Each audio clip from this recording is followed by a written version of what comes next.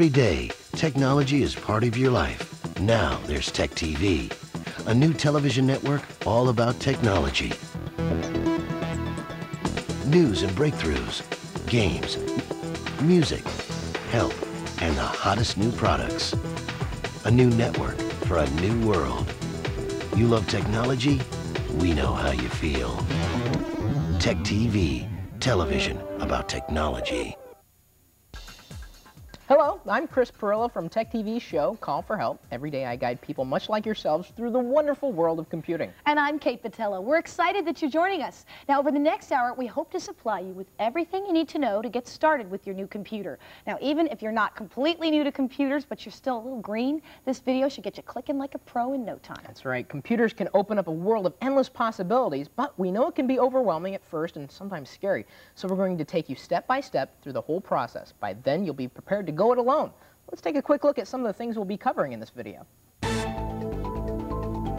First up, we'll show you how to plug everything, including your digital camera and printer, into your computer, if you have them. Then we'll take you through some basic interactions like starting up the computer and using your mouse. We're then going to guide you through all the different sections of your screen and teach you about the Windows operating system.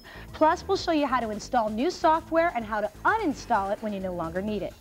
And we'll cover how to open and use programs and then how to edit and alter files. Then we'll show you everything you ever wanted to know about the internet. How to get connected, how to surf the web, how to search, and how to use email. Now then, we're going to talk security and a few steps that you can take to make sure your computer is connected. And last but not least, we'll show you how to properly shut down your computer without using the power button. All this and much more as we guide you through the world of computer basics.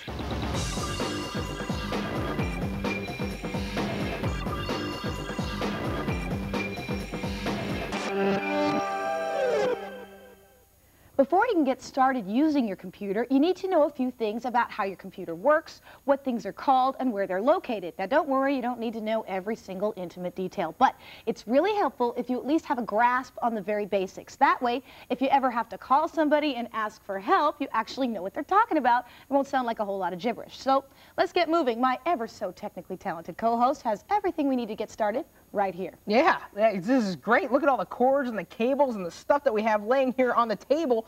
All the computer and all of its parts sitting right here, not to mention all the other gadgets that we've got. They've all got to be hooked up, you know. Don't worry, it's not all that bad, not that complicated. This computer, like all computers, consists of many specialized components which work together to let you run programs to surf the web, write documents, send email, so on and so forth. And these components are defined by their function, which makes it easy. Basically, any component outside your computer's case is usually called a peripheral. Now, if you plan on adding accessories to your computer, this is a term you're going to hear often. Peripherals include things like your printer, your scanner, speakers, and all these items that you see right here. Peripherals are often broken down into two types, input and output. Input peripherals let you enter or input information into your computer. Pretty simple. For example, when you move the computer's mouse and click its buttons with your fingers, you control what the computer is doing. The same goes for your keyboard, joysticks, and whatever else you may have. Now, output peripherals handle the information that comes out from your computer. So we're talking about items like your monitor, speakers, and your printer. Now, that's the outside of the unit. Now, components located inside your computer are usually named specifically for what they are. So when information is inputted to your computer, it needs components to process the information. This is where your processor comes into play. Your processor is like the brain of the unit. It does the thinking, and it's often referred to as the CPU, or Central Processing Unit, the brain. It determines what you want and then commands your computer accordingly. Now, the CPU is measured in speed, megahertz or gigahertz. Basically, this is just how fast your computer processes your requests and moves information in your computer. Exactly. And once the CPU receives the command from a program, it needs a place to store the information it processes. The fastest storage medium in your computer is known as RAM, or Random Access Memory. When you run a program on your computer, the CPU stores the information the program needs in memory. Now, more RAM generally means your computer runs more efficiently, even faster. For long-term storage, your computer uses a hard drive. The average hard drive is about 20 gigabytes, which is a lot. Now, as you add programs and store files, you use up your hard drive space. So later in this video, we'll show you how to check how much open hard drive space you have. This is really important to know if you plan on adding software applications like games, and you will. Oh, definitely, because you got to have games on your computer. And your information can also be stored on or come from CDs, which your computer reads in its CD-ROM drive. If your computer has a CD-RW drive, or what's also known as a burner, you can also copy information to the CD. Now let's not forget about the floppy disk. Floppy disks are another type of storage, but they're becoming a little outdated, and the disks aren't even floppy anymore. And they hold a relatively small amount of data, especially when compared to the CD. Now there are other specialized components inside your computer, such as a video card, sound card, and modem, but don't worry, unless you're upgrading, you really only need to know how to plug the cables into the back of your system. So those are the guts of your computer. Now let's talk about plugging things in. Even if you've had somebody else set up your new system, you still need to know about all the plugs and the connectors on the outside of your computer's case. Because if you plan on adding things like speakers, a scanner, and a printer, or if you need to move the computer from one location to another, or if you trip on the cord, you need to know what goes where. Every cable has a place, so if you try to plug things into the wrong spots, you can hurt something. It's pretty tough to do that, but it can happen. So let's turn this machine around, and then we're going to go over the main items you need to worry about. That's right. Now we've got all these cables sitting right here. Some of them are color-coded. Now some of your connections on the back of your machine are also color-coded, plus they have little pictures to help you identify what items get plugged in there. Now there are several ways to figure out what goes where beyond that. Your monitor cable looks like this. Thank you, Kate. Logically, you can look at the back of your computer and find the matching connector. Just push the cable in gently once you find it, and if the cable has thumb screws, you might want to tighten them a bit more to make a secure connection. Now, I've looked on the back, and it's kind of like a puzzle like you used to put together as a kid. You got to find the right place for it, and here it is. Here's where my video card is. That's what I plug my monitor into, and I'm going to gently push it in there, tighten the thumb screws. Next, I need to have some sound coming out of my computer, so I need to connect my speakers. Ooh, look at my speaker. Thank you so much. This is almost like a four-step, but not really. This is my speaker cable, and you notice it's colored this nice hospital green. Boy, I'm just sticking with the doctor thing right there. Now, color-coded, I'm going to see if my back of the computer here, is that it? Nope, that green's a little darker. Let's move a little. Oh, look at that. Look at the port right there. It's also that nice colored green, so I'm going to stick it in right in there, right in the back of the computer. Ours has a little picture next to it. It's hard to see, but believe me, it's right there. And of course, it's color-coded green, so you don't have to worry about anything. Now, as for your mouse and the keyboard, they both use what's known as a PS2 connector. These are slotted and round, so they only connect one way. You just have to find the round connector and then line up the pegs and plug them in. Of course, this one's also handily color-coded, so we'll do that. Now, another type of connection is what's known as USB. Usually, there are two of them. Here's a USB plug side by side. So here is our USB port right here. Now, USB, or Universal Serial Bus connectors, are long and thin. They only fit together one way. It just goes right in, or it doesn't, or you flip it over. There you go. There you go. Now, a lot of printers, digital cameras, and some keyboards and mice are connecting with this USB connector. Now, they're great because they allow your computer to recognize whatever device it is automatically, and there's usually no need to install extra software. Our printer and digital camera both have these kinds of connectors.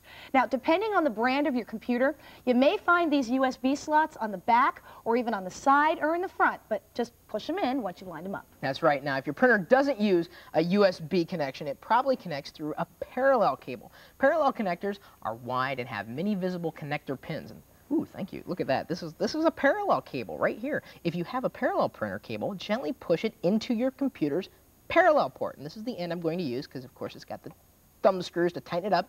Find it. Ooh, look, it's got a little icon right there and lets me know a little bit more about what's going to be plugged in there. It's a printer icon, so I'm going to plug in my printer cable here. Turn it the right way.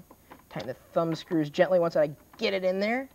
All right, and don't worry about connecting peripherals to your computer. It's easy. Most only fit one way. If you're lucky, a peripheral may come with multiple cables, so if you're out of USB ports or your parallel ports, you can use whatever connection that you have available. Here's a troubleshooting tip for you. Now, there's a chance you might accidentally switch and connect your keyboard and your mouse into the wrong ports. Now, if this happens, the computer gets all messed up and neither one of them works. So don't worry, you didn't break it. Just turn the computer off and switch the cables around, then turn it back on. Now, moving to the front of the computer that has several buttons and indicator lights. Thank you so much, Kate. You do that so well. Now, the power button is self-explanatory. Just push it to turn your computer on, but don't turn your computer off by pushing the power button. We'll show you how to do that a little later in the video. Now, near the power button, you may have a power reset button. It's usually smaller than your power button, and it'll reset power to your computer's components. Push this button only as a last resort. It's kind of like a panic button. Now, your CD-ROM drive and the floppy disk have eject buttons, but so you can, push the disk right out of the drive. Now, if your drive gets stuck and won't eject, you can take something small like a paper clip, and you see this little hole right here? Not all drives have these, but a lot of them do. Just push it right in, where to go? Right up here. Right in that tiny little hole. Now, you may also have a headphone jack here for headphones and a volume dial. You can use this when you're listening to a CD in the CD-ROM drive through headphones. Now, here are some basic troubleshooting tips again. Always line up your cables before you plug them in. Also, avoid using your main power button to shut down the computer. Now, everything is ready. Let's turn on our computer and see what happens.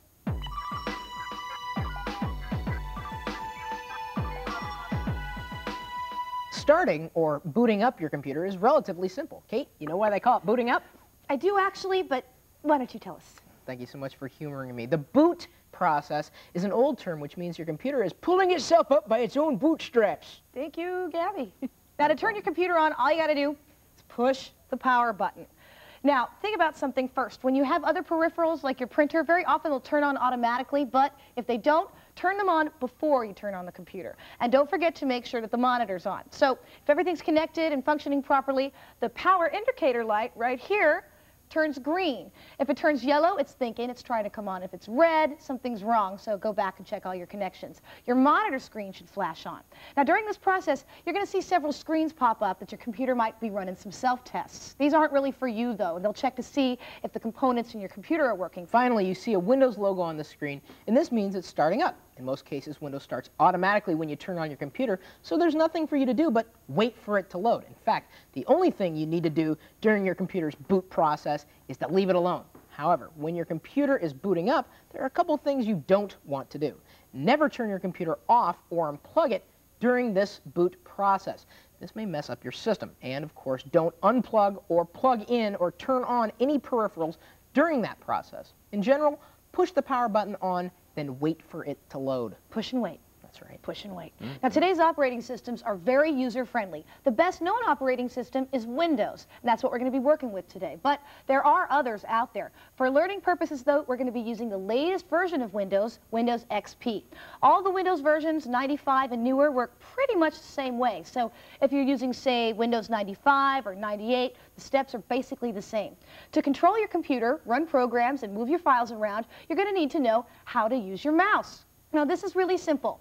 On the bottom of your mouse, there's a roller, generally, unless it's an infrared. Now, this is going to tell the pointer on the screen where to go. So what you'll do is put your mouse on a flat surface. If you have a mouse pad, that works really well. Now, on the top of the mouse, you have several buttons and then possibly a wheel here in the middle. Now, you're going to use the left button on your mouse the most often. So when we say click or double click, we're talking about the left button on the mouse. The right button and the wheel also have little special added functions, but we'll get into that in a minute. Now let's talk about what you'll see on your screen. After your computer boots up, your screen displays the Windows desktop, and this is everything you're going to see on the screen. Now, the desktop has several basic elements. Probably the most important one is along the bottom of the screen, something called the taskbar.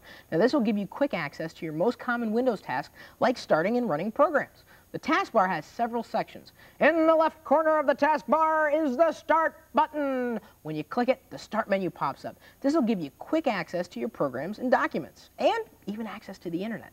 To the right of the Running Programs area, this fills most of the taskbar's middle section.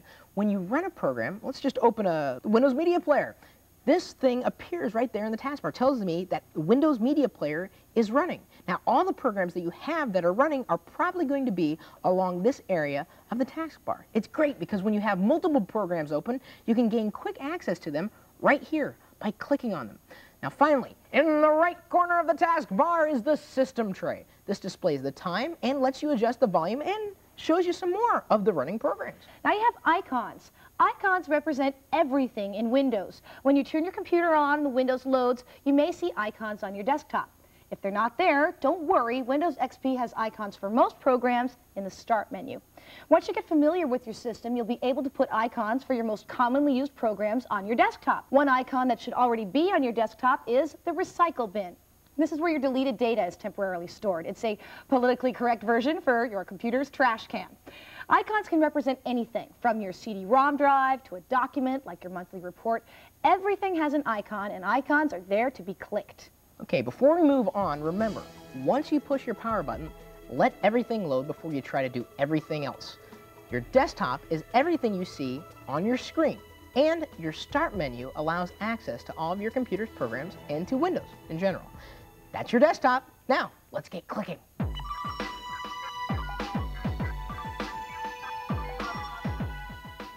And here's your new best friend, the mouse. Now, there are several ways to use your mouse. We told you that you'll most often use the left button. When you click it, you perform an action, such as clicking to open the Start menu, or as we move the pointer to the bottom left corner of the screen, click the Start button. You see how the Start menu opens? Now we can move the mouse so that the pointer moves up and down the Start menu. Now, when you put your mouse over an item in the Start menu, it appears highlighted.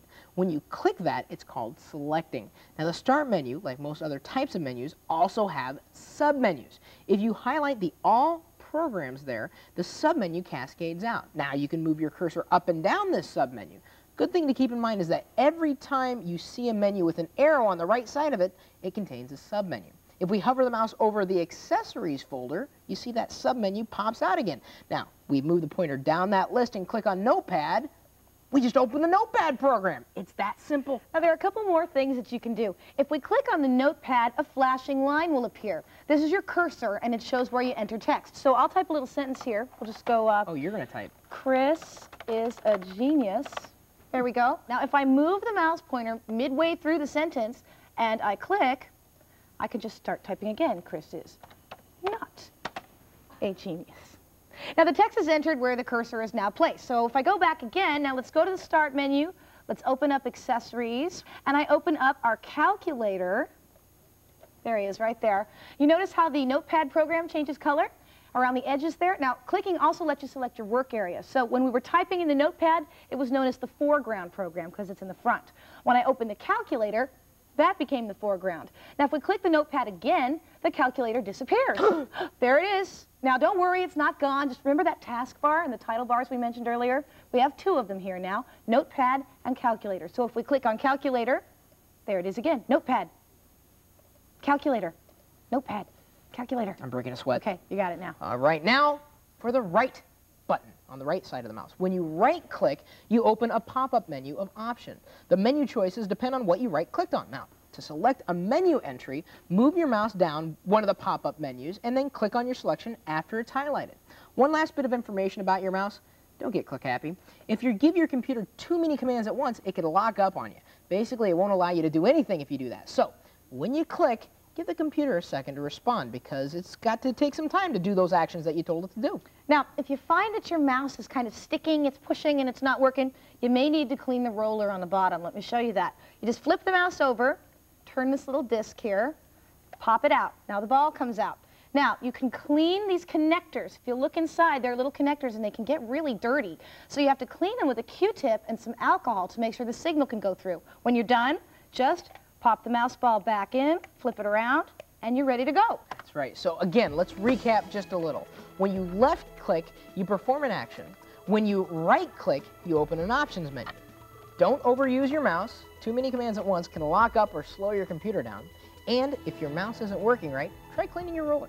That's all you really need to know to get started. So it's time to move on and master using Windows. Okay, here we go. You ready?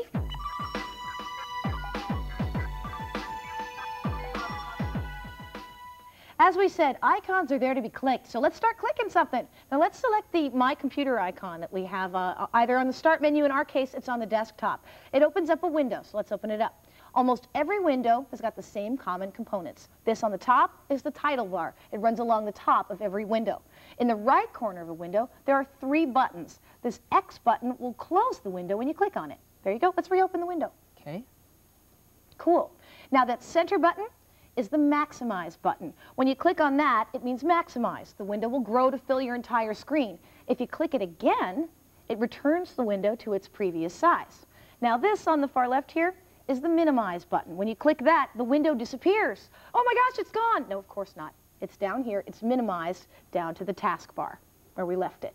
Very good. That's right. Now, all right. You got to understand there are other components in Windows. In every window, most windows have what they call a menu. That's found just beneath the title bar. This menu gives you quick access to many common tasks. Here we've got a file menu, edit, view, favorites, tools, help.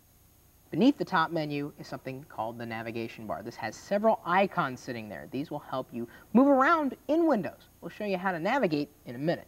Below that navigation bar, you'll find the address bar. This displays the name of this particular window. Again, we're using My Computer, and it'll allow you to navigate through your computer quickly.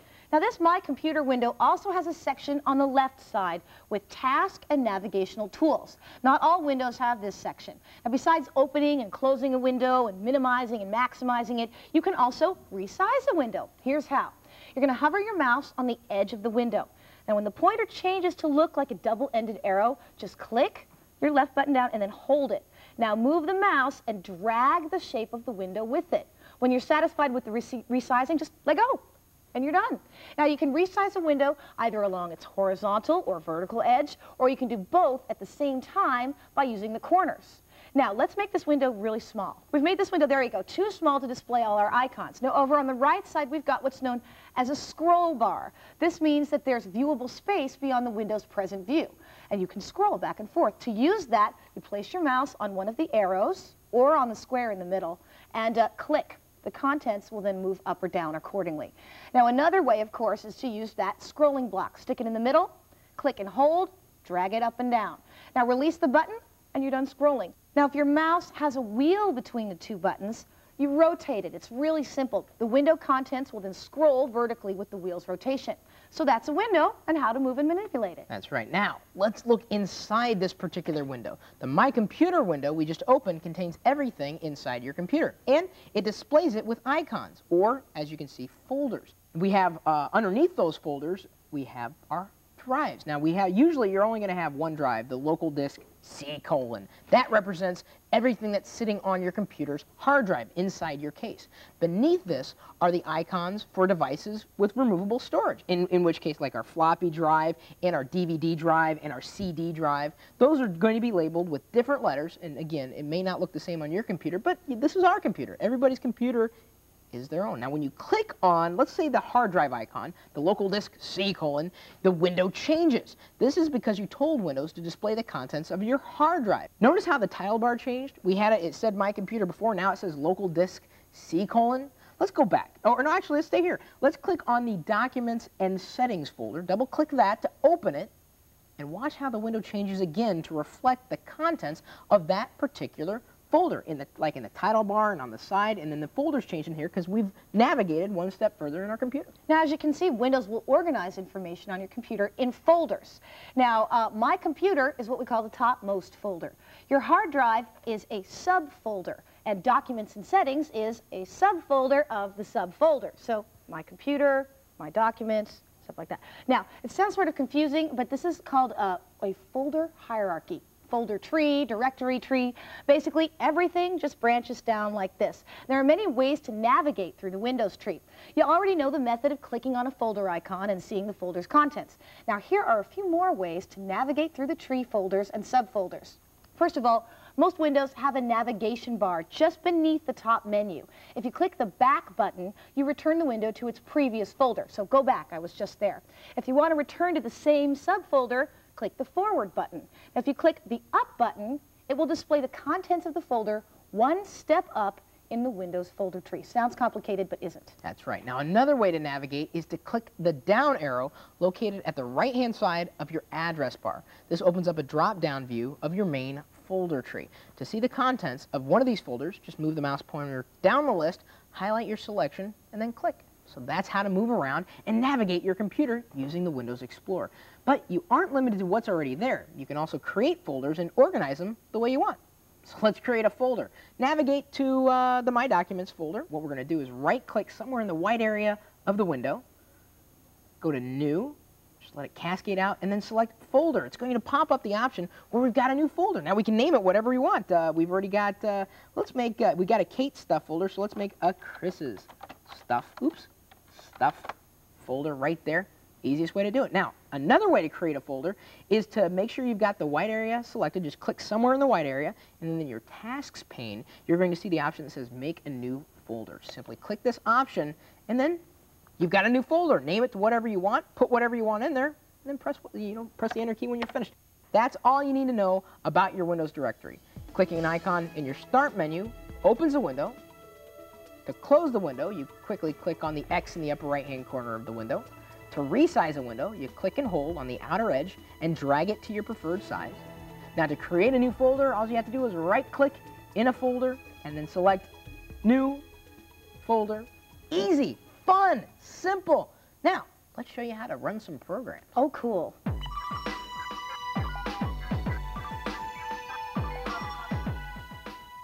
We've shown you how Windows organizes information in a folder tree. Now let's take a closer look at your files. There are basically two types of files in Windows. First, there are files you create, like when you scan a picture, you've made a picture file. When you type a document, you've created a document file. These files are created within programs by programs that you run on your computer. Then there are program files. Now these are also called software or applications or software applications. That's right, and Windows lets you place what are called shortcuts to programs on your desktop. In many cases, Windows automatically puts shortcuts on your desktop and in the Start menu when you install a program.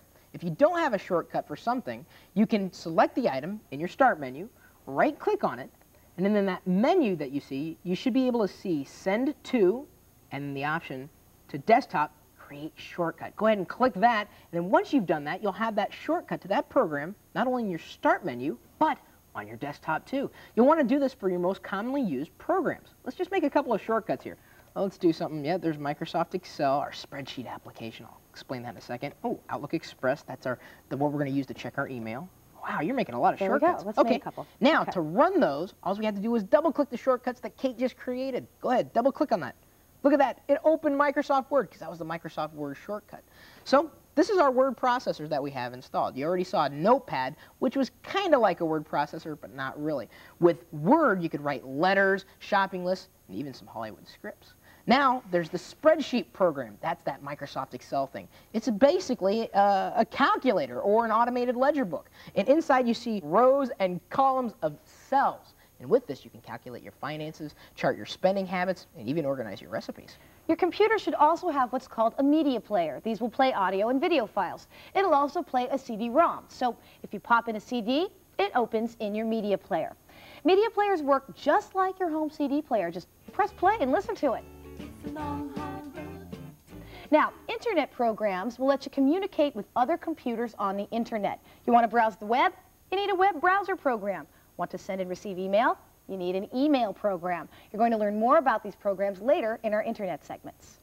Sounds good. You know, there are hundreds of other types of programs that you could purchase or download off the internet, and then you'll need to install them. Before you could use them, obviously, you need to install them. When you install a program, it's copied from your CD to your hard drive if you're installing it from a CD. Now, they're usually stored in your program files by default. Once a program is installed, Windows puts it in that program files folder that we saw a few minutes ago. Now, before you run a program or even install it, you need to make sure your computer's hardware can handle it. Here's a quick tip on how to check. If we go back to the My Computer icon and open the window, now right-click in an open space, a pop-up menu appears. Move down the menu, highlight Properties, and then click. This opens the System Properties dialog box. Dialog boxes have clickable tabs across the top. You see them up there? That lets you see pages of information. Go ahead and select that General tab. The General page of this dialog shows you the basics of your computer hardware, your CPU, the speed, and the amount of RAM that you have installed in your computer. Write these down because when you go shopping for more software, it could come in handy. Remember, programs are files that occupy space on your hard drive. To see how much free space you have, you can do it by hovering your mouse over the local disk C icon. Write down how much space you have. Again, this helps when you want to buy more accessories for your computer or more programs because you don't want to run out of space. Here's how to install a program. Our digital camera came with software for photo editing, so we'll just use that. Now, if your program's on a CD-ROM, insert the disc in your CD drive, just like my lovely assistant is doing here. Lovely. Now, your system should recognize it automatically. There we go. Now, as soon as it does, see that little CD spinning there by the cursor? That means I see a CD-ROM, and it's coming. Now, an install program should start automatically. You see the hourglass there? It means it's thinking. There it is. And now it gives you what's known as an install wizard, so you just follow along. So let's try that. Software installation. First, it'll ask you, do you want to install software? So we'll say install. Now it's going to go through all of these screens, and will probably ask us some questions. So let's get there. There we go. It says, all right, fine, I can install this. Here we go. It says, is this where I want to install it? Yes, I want to go in Program Files. That's the default place to put these. Applications should go there. So, okay, let's hit Next. If you're not sure what to do, by the way, in any point during an installation, just select the defaults. They're usually right and will take care of everything you need. Okay, so let's keep going. We say, yes, this is what we want to install. Next. And now it says, I'm installing, so I should just hit OK. There we go. Now it'll say, please wait, and then it'll start moving files from that CD. Oh, license agreement, by the way. You'll always get this. Of course, you bought the software, so you can read it first if you want. Just click yes. There it goes. Now it's copying the files from the CD to my hard drive. See, that installation was not hard at all. So now let's see how to uninstall a program and remove it from your hard drive. Now, you may want to do that if your program's old or you're sick of it and don't use it anymore. So let's just say we lost our camera or Chris dropped it. Oh, sure, blame it on me. Well, to uninstall, all you have to do is click the Start button, select the Control Panel, and when it opens, click the Add or Remove Programs icon. A new dialog box appears. Now, under the Currently Installed Programs section, we've got a whole bunch of stuff that's been installed. And now we're going to uninstall the camera software we just installed. Not like you normally do that, but we're doing it for the sake of argument. So, we'll click and highlight the program, then click the Change and Remove button on the right side of that dialog box. It'll ask you if you're sure you want to remove the program. Go ahead and click Yes. This will run the program's uninstall wizard 9 times out of 10, and it'll ask you a series of questions, like if you want to remove a shared file. Now, if any other program is using that particular file, you'd click No. You'd want to keep it for that other program that you're not uninstalling. Since our camera is the only one using one particular file, we're going to click Yes. Then press OK and close the open window. Makes sense. Some programs will come with an uninstall option built in, and you'll find that usually where it's at in the Start menu, because it'll say uninstall the program right there in the Start menu. This will make it even easier to uninstall. If yours does, just click the uninstall icon and follow the instructions just like we did before. Now, you may want to install something besides a program, like a printer, hardware. Now, here's how you add a printer. If your printer uses a parallel connection, you're going to need to manually direct your computer to the printer. So how do we do that? We go back into the control panel and click on Printers and Other Hardware. Then you're going to see Pick a Task. Under that, click Add a Printer. This is really simple. You click the Add a Printer wizard. That starts up, and it'll walk you right through the process. Now, it's similar to when we installed our camera software. You just follow the directions, and the printer will set up. Now, if you have a USB printer and it's connected and turned on, chances are it's already installed. This is why USB is a really good thing. Now, those are the basics of installing and uninstalling programs. That's right. Now, once a program is installed, you can open it.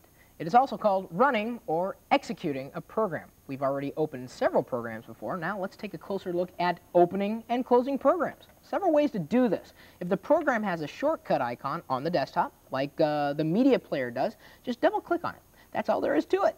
Now you've opened a program, but there's another way to open the same program. If we right-click on the same desktop icon, when the pop-up menu appears, select Open. This will also launch the program. You know, you're running it, you're executing, you're launching. Same thing. Now, you shouldn't have any problems here, really, but here are some reminders for installing, uninstalling, and running programs safely. First of all, when you install a program, if you're not sure about everything, just say yes to the default options of a program's install wizard. They generally will not steer you wrong. Don't manually uninstall a program by deleting the files. Don't ever do that. Uninstall the program through the control panel's Add or Remove programs. Now, when you click to run a program, be patient. Wait for the program to open. If your computer's slow or the program's really big, it might take a few minutes. That's right. Most programs open and install the same way. It's now time to open a program and start using it.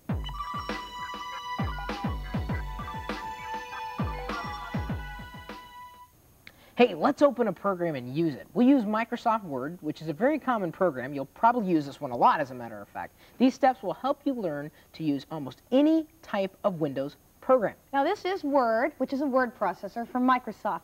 Now we've started with a blank work area. To begin typing, all we have to do is move our mouse into the work area and click. There's the cursor. We'll just type a couple of sentences here. Kate is nice to work with. She smells like mints. Isn't that lovely? Now we're going to edit this text. We're going to move the pointer back over to the Word work area, place the cursor over some text, and then click and hold. There we go. Now the text is highlighted. Now just like selecting or highlighting files, you select this text, or you can double-click the word to highlight it. Now if you want to cut, copy, and paste this selected text, right-click on the text like we just did here, and we'll select Cut. Looks like it's gone, but it's not. Don't worry, it's just gone to the clipboard. Now right-click somewhere else in the paragraph. Now, when the pop-up menu appears, there we go, just hit Paste right there. Now, your text wasn't deleted when you selected Cut. Again, we mentioned it went to the clipboard, which is what Windows uses as a hidden virtual space. Now, you use the clipboard to create a virtual copy of something, and then you can paste it anywhere you want. Now, another way to move text around is to drag and drop it. You highlight some text, and then click and hold the button down on the mouse, and then drag the pointer to a new location and let go. And that's it. Now, many programs like Microsoft Word will let you manipulate text within a document file. Most of that manipulation method kind of involves a cut, copy, paste, drag and drop, right-clicking. Moving on. Right-click, right-click. Right-click. Almost all programs have a top menu. It's located just underneath the program's title bar. Now, these drop-down menus contain usually, like in Word, we've got the file, and in there you'd be able to create a new document, open an existing document, or save a document. All the stuff that you would do with a file. Now, moving over, you have the Edit menu. And then under that, you're going to have your edit commands like cut, copy, paste. Here we've got even find, what you would do to edit the document. Moving over to the View menu, it's going to tell you how you want to look at the window on the screen. You want to view it with the web layout, with a print layout, whatever you want, right there in the View menu. Of course, you've also got the Format menu. Let's go over to there, and there you're going to be able to format the document. Like if you wanted to make your font, and that's the type that's on your screen, if you wanted to make it bold, or if you wanted to make it italicized or red, you'd be able to edit it right in there under the Format menu because you're formatting the document. So on and so forth. Now, moving to the Tools menu. This is going to give you access to Microsoft Word's tools. And again, a lot of programs will have the same type of functionality in their menu bars, but here in Word, we'd be able, in the tools, spelling and grammar, that's a tool. We've got the word count, that's a tool. All these things under the tool menus are tools. So now, flipping over to the Window menu. Right here, you're going to be able to flip-flop between all the windows that you have open.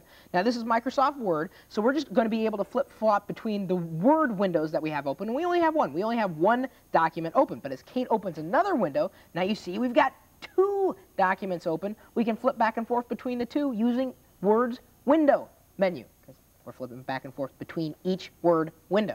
And finally, we have the Help menu. Now, if you need help working in a program, all you have to do is click Help, move your mouse pointer down that drop-down menu, and select the program's help file. Just click it. This should open up the program's help file. Now, programs might also have program-specific menus. Microsoft Word, for instance, has an Insert menu. That lets you insert dates, page numbers, pictures, and so forth. Windows Media Player has a Play menu, which gives you access to the Media Player's Play functions. Now, most programs also have a button bar below the top menu. These graphic buttons give you quick access to the program's most commonly used functions. For example, Microsoft Word has a spell check button on the button toolbar. You just click it to spell check your open document. That's it. They're just like shortcuts. Now, in a program's top menu, the File menu is especially important because it gives you access to commands that will open, save, print, and create data files. Let's test it out. Sure. Now, you know, when we open Microsoft Word, it automatically created a new, fresh document. Now, if a program you use doesn't do this, or if you want to create a new file, click the File, the menu, click File. Now, move your mouse down the drop-down menu and select New. To open an existing file, you would select Open from this very same menu. When the Open dialog box appears, navigate to the file you want to open, select it, then click the Open button. Now, once you create a new file, or if you open a file, you may want to save it after you've done some work. Then in the program's top menu, click File, select Save As. and we'll put our file in the My Documents folder. It makes sense. You know, we're saving a document, save it in the My Documents folder. Type in the name for your file, then click the Save button, and that's it. Now, if you opened an existing file in a program, edited that file, and now you want to save your changes, click File in the menu, select Save, and it may look like nothing had happened, but the edited file has actually been updated on your hard drive. Now, for printing, most programs will let you print an open file. So make sure your printer's turned on, it's connected, it's loaded with paper and ink. Now click File in the program's top menu and select Print. In the Print dialog box, select your paper type and print quality and then click OK. That's it. Your computer processes the print job and then your printer starts printing your picture or document. Now, here's something that is really important. If your file doesn't print right away, don't start clicking the print button over and over again. You're going to end up with a mess of wasted paper because it'll print every time you do that. Just give your computer a chance to perform the command, and your printer may just need a chance to warm up before it can print. Now, to close a document, choose Close from the File menu. Now note that this doesn't close the program, it just closes the file. To exit a program, click File in the program's top menu and select Exit. Now, when the program window disappears, the program is no longer running, so it works exactly like clicking the program window's X button. Now, just a note here, when you go to exit or close a document, if you have unsaved work, you'll be prompted to save your work before you exit, which is handy, so just select yes or no. That's right. Now, we've been using Microsoft Word, but these commands are found in almost every other Windows program. Let's demonstrate. We're going to open Word again and another program called Excel. Now, look, when we place them side by side, these two programs may start to look alike, but guess what? You can move text from one program to another in the case of Word and Excel. It's easy. Just highlight the text you want to move, click it, and drag it to where you want it to go. We're moving this from Word to Excel. Now, besides dragging and dropping, you can also cut, copy, and paste between the programs. If you're saying to yourself, there seem to be many different ways to do the same things in Windows, you're right. There are many ways to perform the same tasks. For example, to move a file, you can drag and drop it, or cut and paste it, or cut and paste by using the right-click pop-up menu, or you get the idea. Lots of stuff. It's all about the variety. Now, luckily, there are many similarities between programs and the way you control programs and work with Windows. So those are the basic skills you need to work with any program. Now, just remember, always save your work, move stuff around. You can cut, paste, drag and drop, lots of ways to do that. And always give your computer time to execute your commands. Now, let's talk about a few different file types.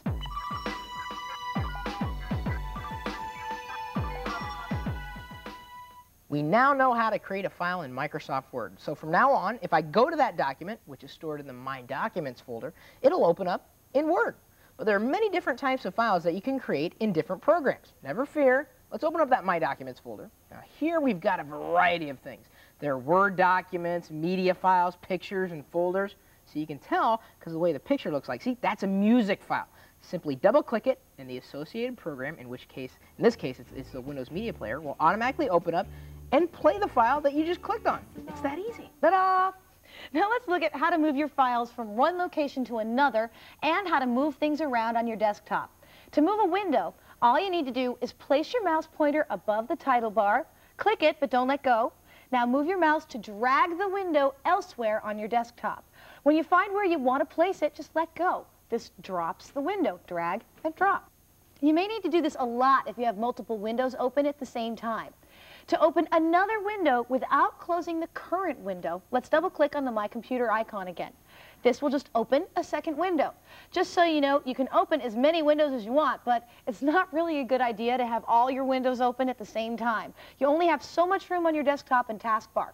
We're going to arrange the two open windows so we can see the contents of both at once. Now, if we move the mouse over a file, let's use the picture. There we go. Now, click and hold that with your mouse. You notice how a shadow icon will follow the pointer? Just move it to the other open window and then release it. And again, it's just drag and drop or cut and paste. Now, if you don't want to remove the file from its original location, you can copy instead of cut.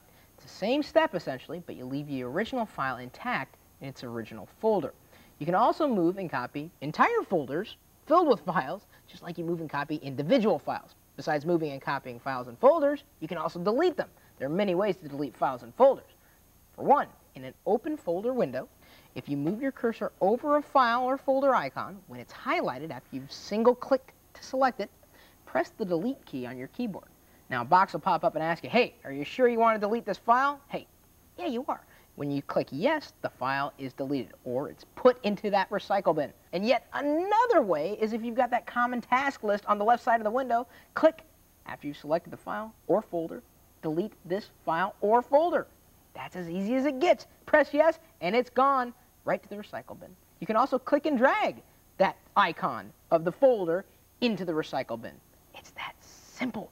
It's amazing. You could delete stuff. Of course, you don't want to go delete happy, or you don't want to go copy happy, only when you want to move stuff around the drive. Now, actually, none of these files were being deleted. They're just sitting in that recycle bin, and that's a special temporary folder that was created specifically for you in case you wanted to undelete those files. So go ahead, let's open that recycle bin. You see all the files that we've deleted, and if we wanted to restore them, we could right-click on them, on one of them, and choose Restore. And that would put it back to its original location. Now, let's say we didn't want any of these files that are sitting in our recycle bin. All we have to do is choose that empty the recycle bin task that's sitting there on the left-hand pane in the common task list. That's easy. But please remember, once you empty that recycle bin, your files are permanently erased. So, to restore a file that's sitting in that recycle bin again, highlight its icon, and then click Restore this file in the Windows Common Tasks list. So now you know. You know how to move, copy, and delete files. Now you should also know a few safety tips. Don't ever move or delete program files and folders like your word processor or commonly used software programs. They won't work right if you move them or delete some of those required program files. When in doubt, choose copy over cut. That's always safe. You can always go back and delete the old copy later. If your hard drive is very spacious, leave deleted files in your recycle bin for a while. If a program suddenly doesn't work, check your recycle bin for program files you may have accidentally deleted. Now, it's finally time to use all the skills you've required to, fun part, ready? Access and surf the internet.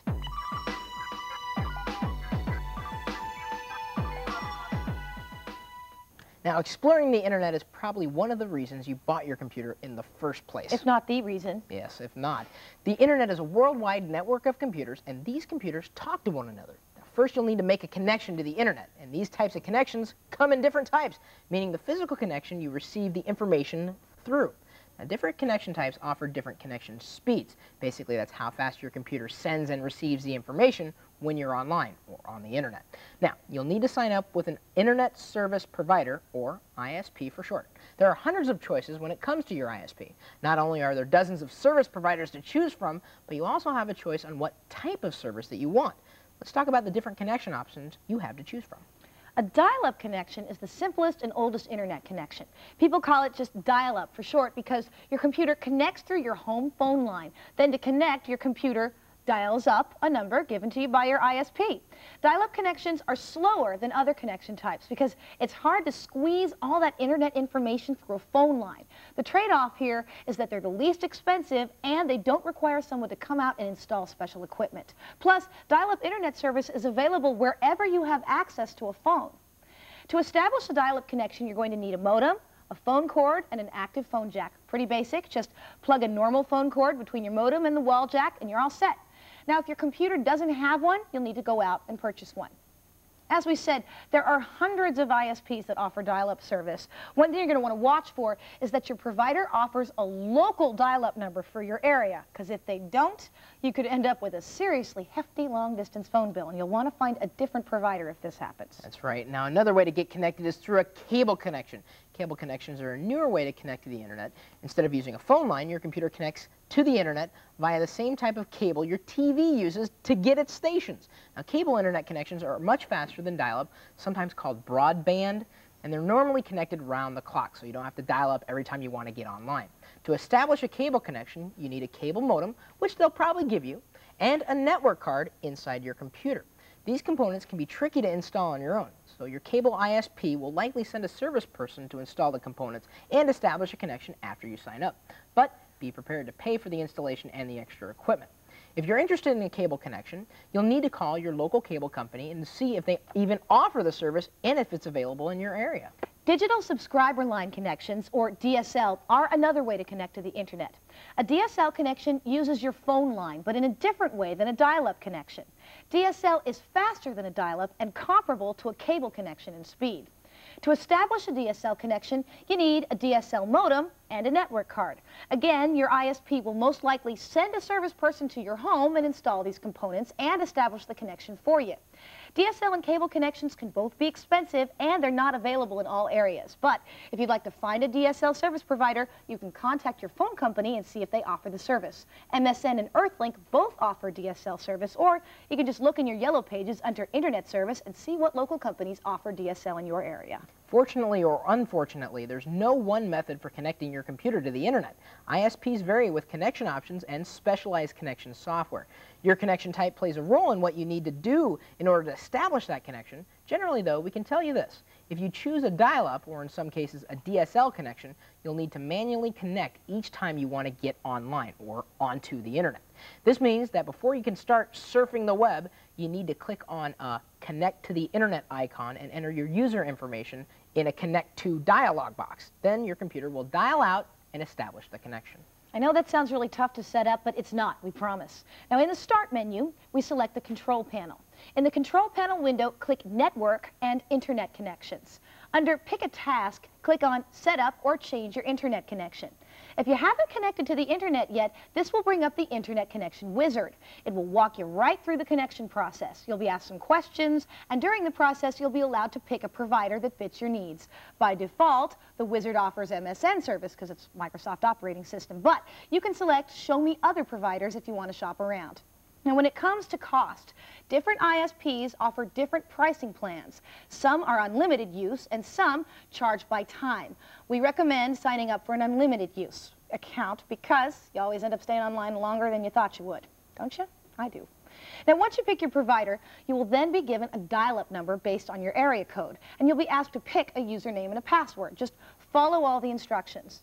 Once your connection is set up and you're logged on, you'll be ready to start surfing the web, the fun part. Let's start surfing. Okay. Okay. Sounds good to me. You know, one big essential internet program is called a browser. This lets you access the World Wide Web. This www consists of pages of information, and a web browser will display those pages. Windows comes bundled with Internet Explorer, so let's show you how to use it. Netscape is another popular browser, and it works pretty much the same way as Internet Explorer does, and it's also free. You'll be able to download from a website once we show you how to do that, of course, using that web browser. Now, as you can see here, Internet Explorer looks just like any other window. It's got a top menu beneath the title bar. You can move and resize the window just like other programs in Windows. The World Wide Web is kind of like a city. So there are a lot of different places to go, but to get there, you need an address and sometimes a road map. To go directly to a website, if you have the address, just highlight the text in the address field. Press the backspace key to delete anything that's in there. Then all you have to do is type in your address. Let's type in www.techtv.com, my favorite website. Then press the Enter key. Now, a web address will tell you your computer where to look for the information you want and where to get it.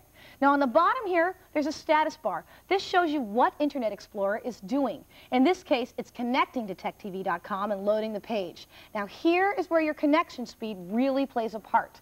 Slower connections will take longer to load in pages, so if you're using a dial-up, it might take a while to load. That's right. Now, interesting to note, web pages are actually files, much like normal documents, like that Word document we created, but these files on the web, these web pages, contain hyperlinks. Now, hyperlinks are usually displayed by a different color and are normally underlined. Now, you can click on these hyperlinks to access another web page or to download a file, kind of like being linked to, in a hyper way, a very quick way, to another web page. So if we move down in the left column of the TechTV.com front page and hover over TV shows, a submenu appears. Just like making a selection, we click and let's choose Call for Help. Go figure.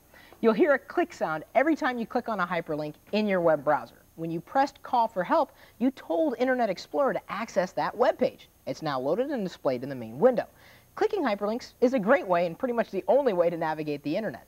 Now, to help you navigate, Internet Explorer has a special button bar along the top. You click the back arrow, you return to the previous page. If you would then press the forward button, you would go forward one page, back to the Call for Help page, you know, the one that we clicked. Now, if you press the stop button, Internet Explorer stops loading the page right where it is, and you can always press the refresh button to reload that same page.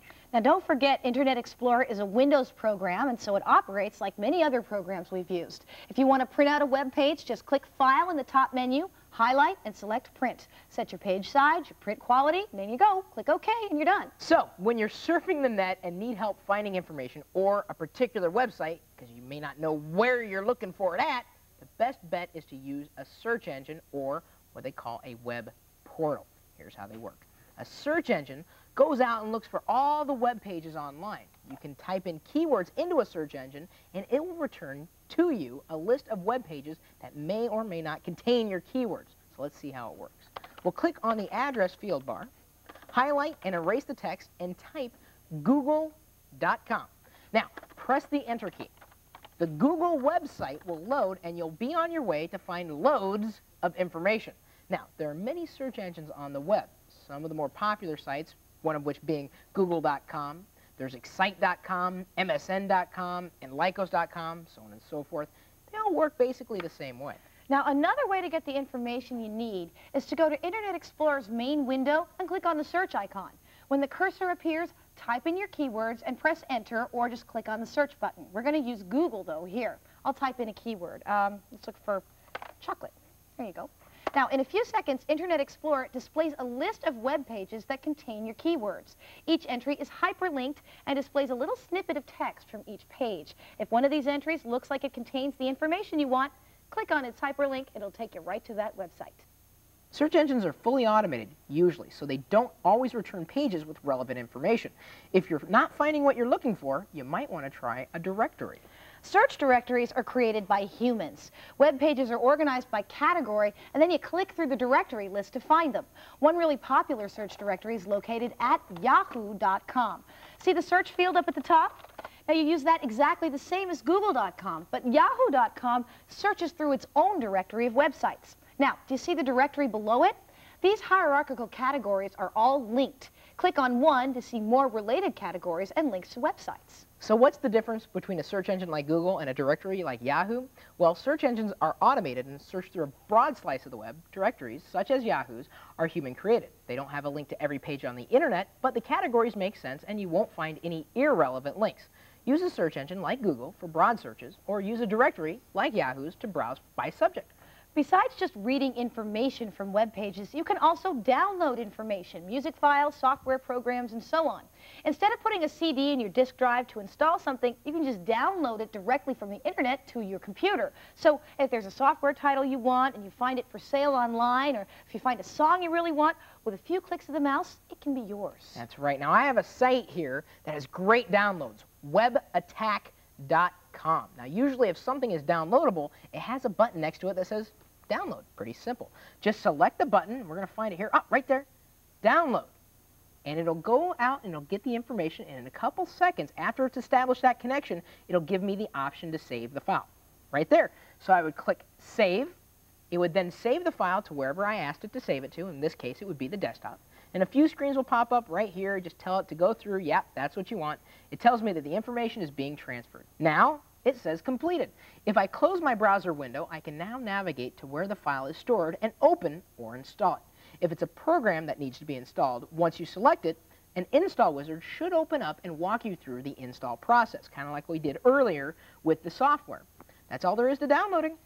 You may come across web pages or sites that you'll want to revisit. In fact, you might want a certain web page to load automatically as soon as you connect to the internet and open Internet Explorer. This is called your home page, and you can set your home page to any web page on the internet. Here's how, really easy. Navigate in Internet Explorer to the page you want to make your home page. Let's use TechTV.com.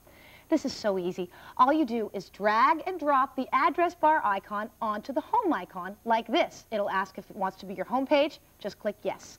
Then the next time you open Internet Explorer, your home page is automatically loaded.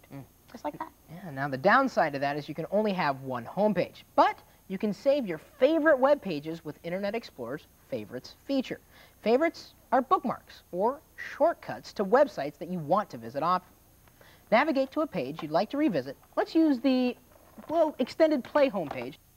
In your browser's top menu, click Favorites, And then in the drop-down menu, click Add to Favorites.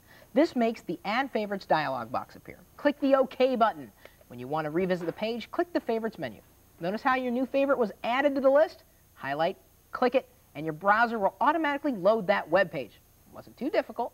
So that's the web and how to use a browser program to surf the web and search for information and download files, in a nutshell.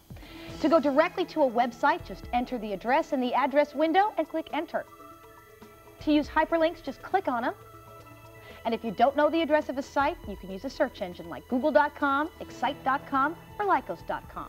Now, let's learn another very popular way to use the internet, email. Tell you what, why don't we send each other some email? Yeah, sounds good to me. Okay, go over there. I'm going to go over here. All right, and I'll stay here.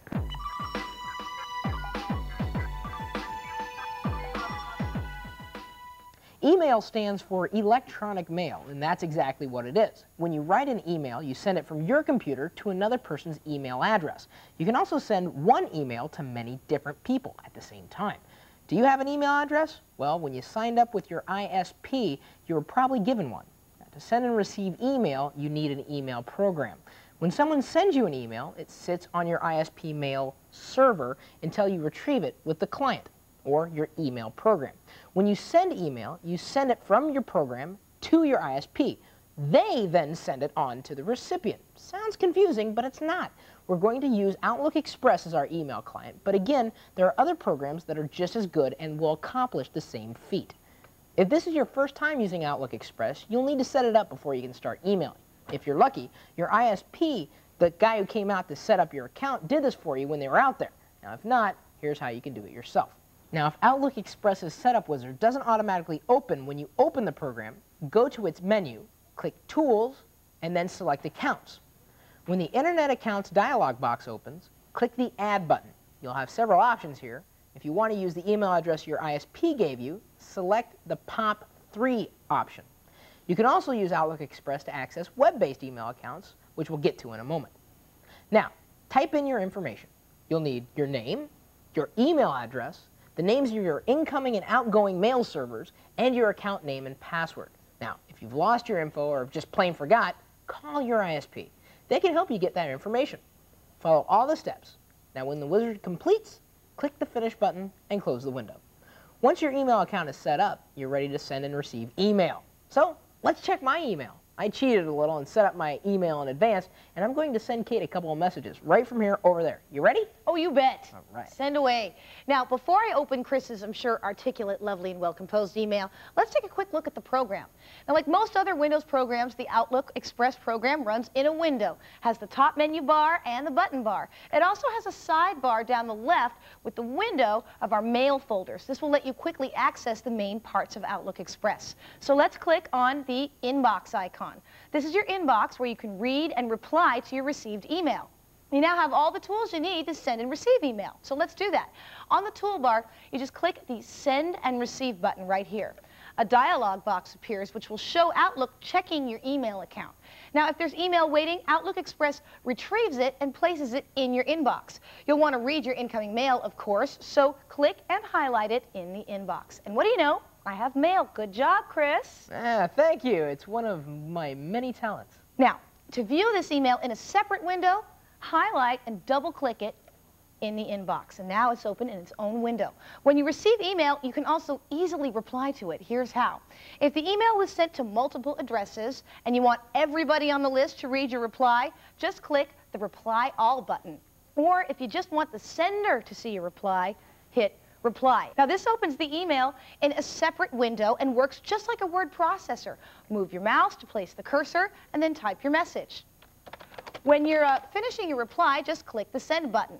So that's how to receive and reply to email. Now let's compose a new email message. And since our friend Chris appears to be well-versed in this, buddy, it's all you. Oh, thank you so much, Kate. If I go back into my inbox, all I need to do is select the New button. This opens a blank email window. Just enter in the email address of the friend you want to send it to, beside the To button. A cool little feature here is if you've set up a contact list, just click that To button and select the recipients from your list. If you want to send the email to multiple recipients, click in the text field next to the CC button. Enter their email addresses separated by a semicolon. Now, you can title your email. Just click in the text field beside subject and type in your email title. Now, you can begin writing your email message, finally. When you finish, click the send button in the emails window. So far, we've shown you how to receive email, how to read the messages, and how to send your own replies and new email messages. But email messages can also come bearing gifts, attachments. I'll let you handle this one, Kate. All right. Now, email attachments are files that come attached to the text of the email. Attachments can be any file, a picture, a program, or a video. But your email service may restrict the size of these attachments, and you might only be allowed to send and receive small files. I'll just reply to an email here to save time. Let's find one. There we go. Here's one you sent me. Okay.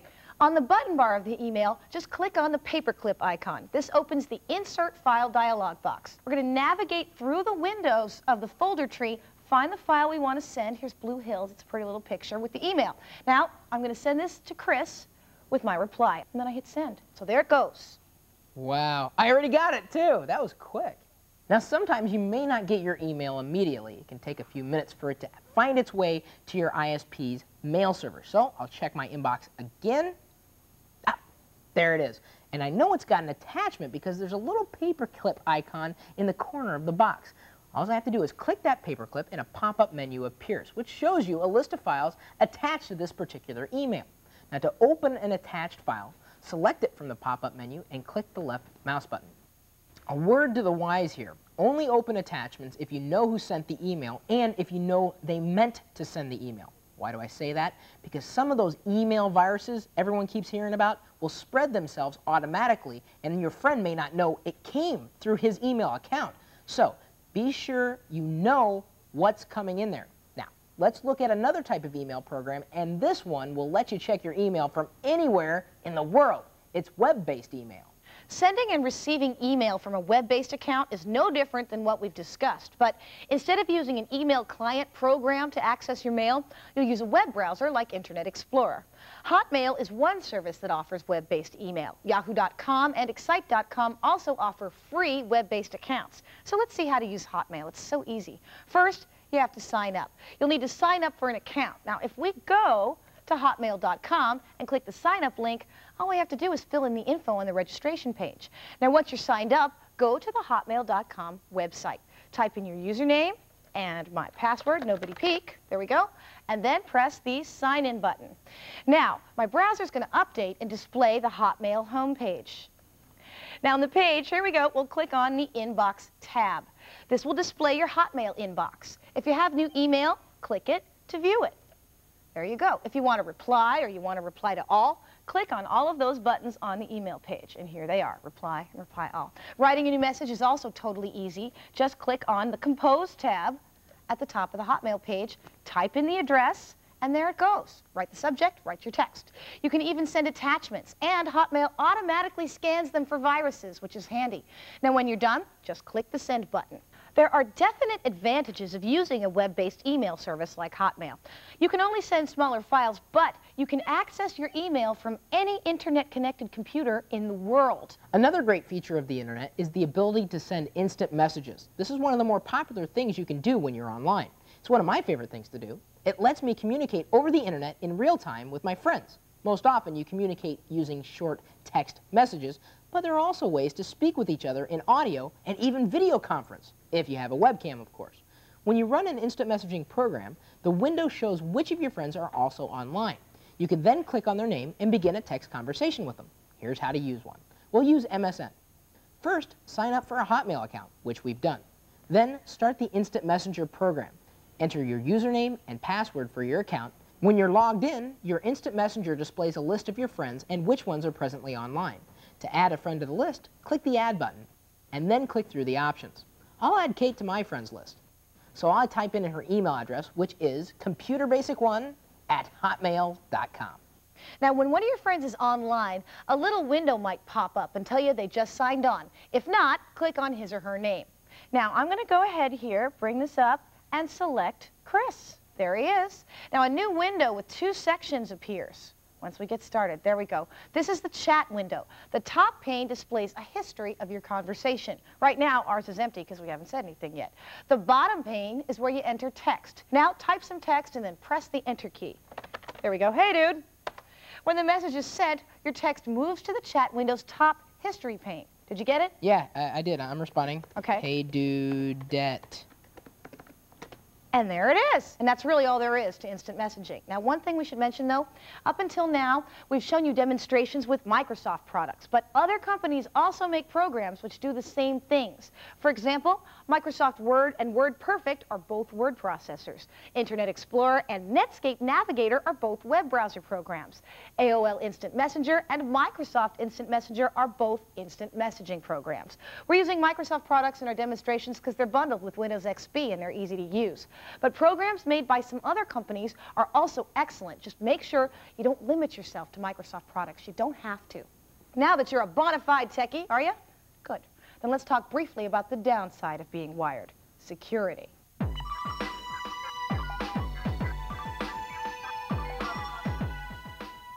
Windows XP is the first version of Windows with a built-in firewall, which is a small program designed to keep hackers out of your computer. Firewall programs protect you from hackers. Essentially, they make your computer look like it's shut off. That's right. Just, I'm not here. Nobody here but us chickens. Now, however, firewalls don't protect you from someone even more dangerous than hackers. Yourself, I'm sorry to say.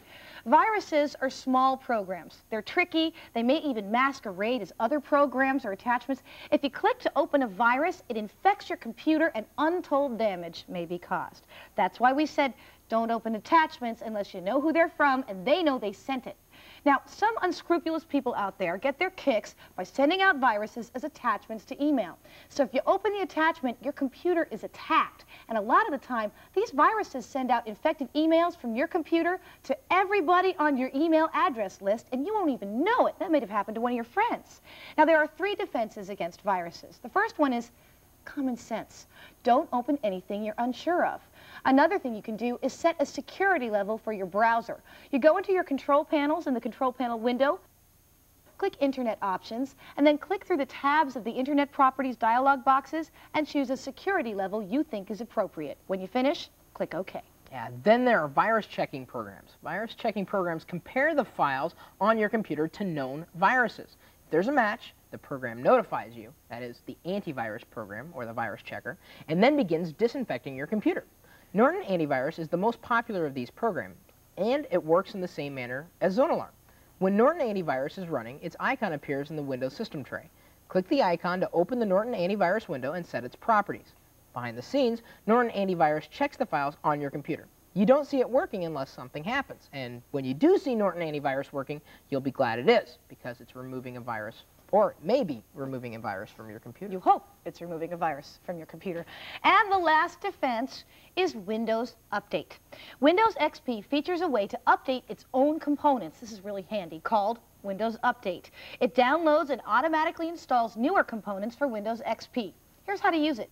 You go into your control panels in the control panel window, highlight and click Windows Update. Now, an Internet Explorer program window opens and automatically loads the Windows Update website.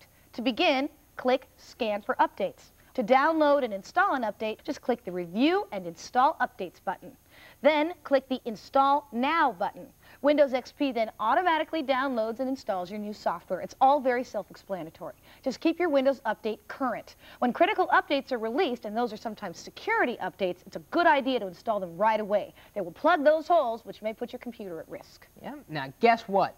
There's not much more you need to know. You already know how to set your computer up, how to turn it on, how to use Windows XP and other programs. You can open, edit, and save files. You know how to connect to the internet and use programs, surf the web, send and receive email, and all that's left is learning how to change the settings on your computer and how to shut it down. We're almost done. All right, home stretch.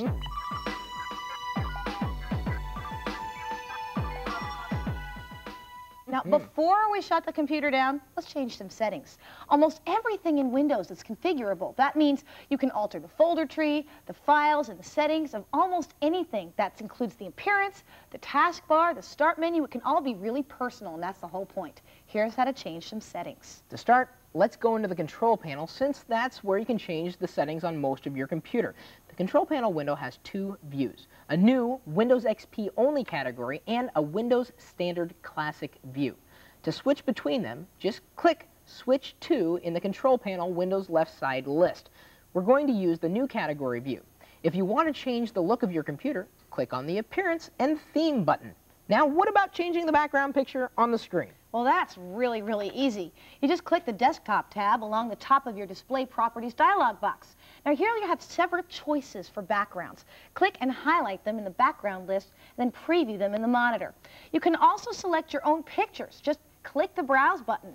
In the Browse dialog box, find your picture in the Windows folder tree, select it, and click Open. Once you click Apply, it just becomes your background. Ta-da! What about changing the actual look of Windows? Oh yeah, you can do that. All you have to do is click on the Appearance tab, and in the drop-down menu, click the Effects button. In the Effects dialog, click and check the box beside Use the following method to smooth edges of screen fonts. In the menu below this, choose Clear Type. This makes fonts on your desktop look much, much, much smoother. Very nice.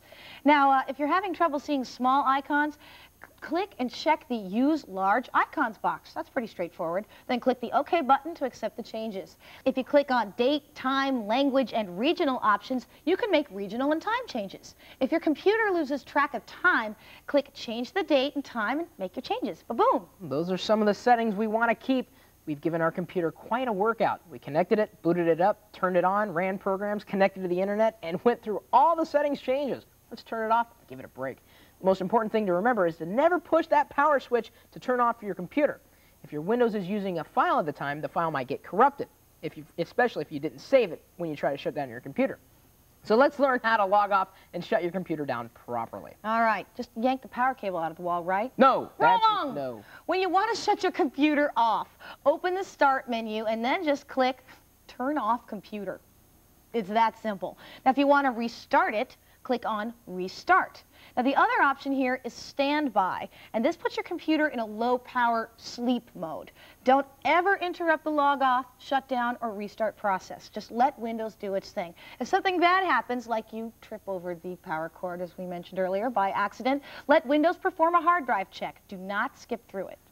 You've now learned pretty much everything you need to work your computer. Oh, well, I guess that's it. I think we're done. Are we? That was not so bad, see? No, it wasn't. And now, see? Now you mastered the basics, you'll be ready to move on and try out some of the more exciting aspects of the wired world. Yeah, and if you're still feeling a little overwhelmed at this point, good news. We have set up companion pages for this video on our website. You can view our pages at techtv.com/computerbasics. That's a / by the way. That's the one with the question mark /. Here you'll find extra information on the topics we've covered on this video, as well as links to even more information. Or you can always rewind this tape. Now, if you're ready to move on and try out some more advanced techniques, we have several more books and videos available from the TechTV Learning Series. You'll find them online at techtv.com/shopping. Well, that's it. Good luck. And happy computing.